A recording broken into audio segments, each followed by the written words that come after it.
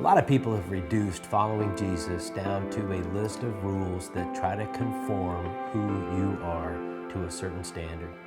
And I'm here today to tell you that that is completely wrong. Jesus has actually come in order to make your life one that is a wonderful life to live. In John 10:10, he said that he came to give you joy and for that joy to be complete. He's actually designed you to make an incredible impact in the world. And how he does that is he develops two parts of you. He develops your character and he develops your calling in order to make an impact. If we were to look at the Bible and talk about the different ways that God changes us, the first thing he says he wants to do in your life is bear fruit. Bear fruit.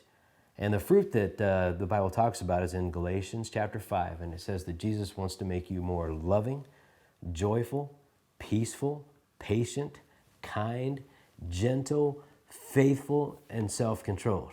Anybody need a few more of those? Do you need a few more of those? I know I do.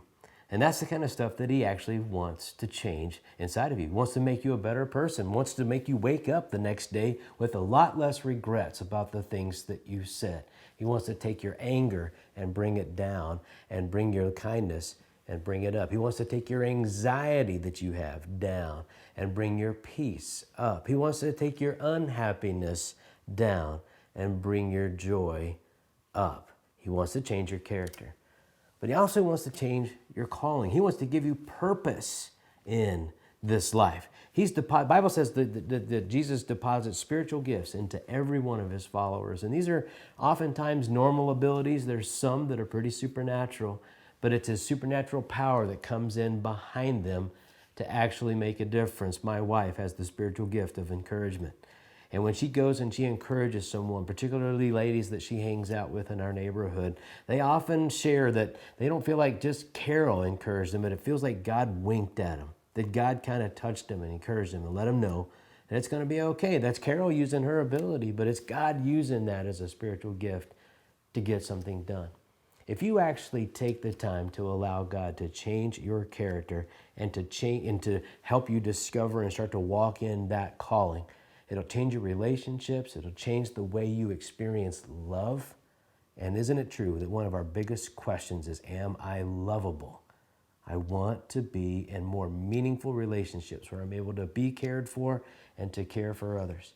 And if you start to develop that calling, use those gifts and have a sense of purpose, it answers the other big longing that we have, which is, am I significant? Do I make a difference? The answer to that will be a growing yes over time. And here's what God does with it. He makes an impact in our lives.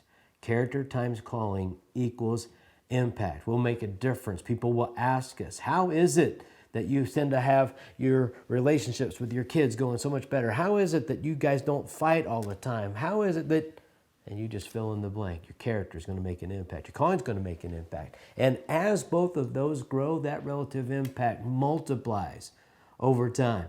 Just think of it. If your character at some point right now is like a 3 and your calling is like a 1, that's a 3. 3 times 1. Character 3, calling 1, 3 times 1. 3 out of a potential 100. But if you just start to develop that calling just a little bit and your character goes up a little bit, let's say your character goes to a 4 and your calling goes up to a 3, that's 12. That's 4 times as much. Character and calling work together.